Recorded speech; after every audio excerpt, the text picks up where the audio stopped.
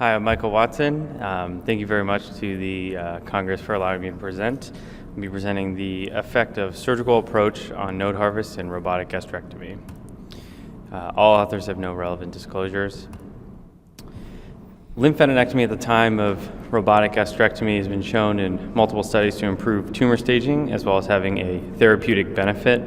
Data from the Dutch gastric cancer trial as well as data from SEER have shown that increasing numbers of lymph nodes harvested at the time of gastrectomy is associated with improved staging accuracy as well as improved patient survival.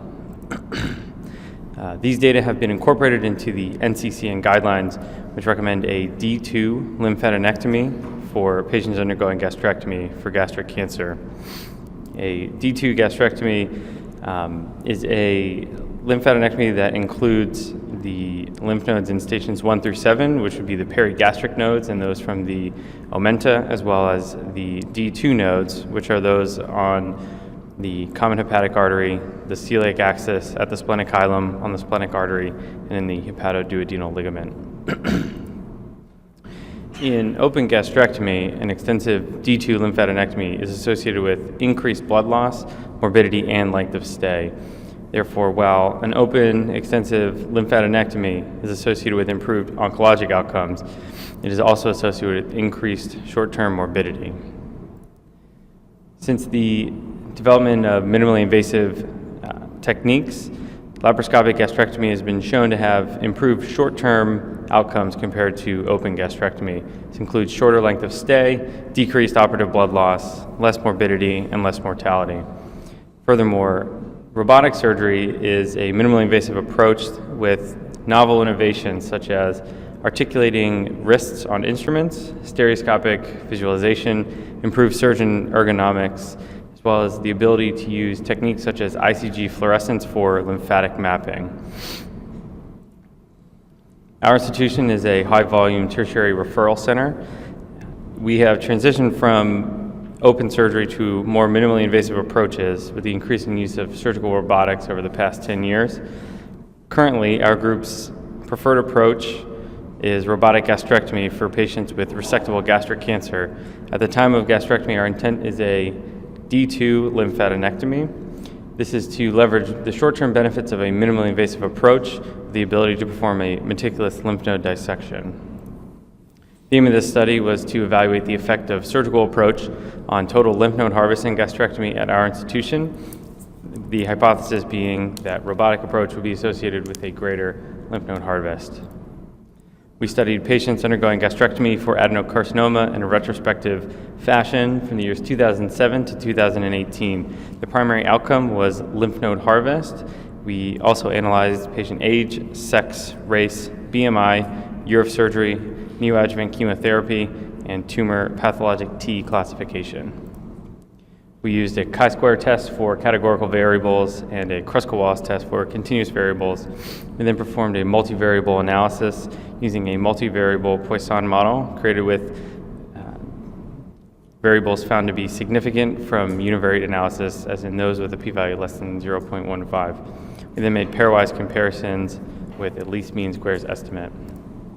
Comparing cohorts by surgical approach, we found significant differences between groups in BMI, such that patients undergoing robotic gastrectomy had a higher BMI. Additionally, we found differences in the use of neoadjuvant chemotherapy, with patients undergoing robotic gastrectomy having a higher incidence of the use of neoadjuvant chemotherapy. We also found significant differences between groups by the year of operation. We found that there was an increased use of robotic surgery over time. Comparing lymph node harvest between surgical approaches in a univariate fashion, we found that lymph node harvest was significantly different between groups.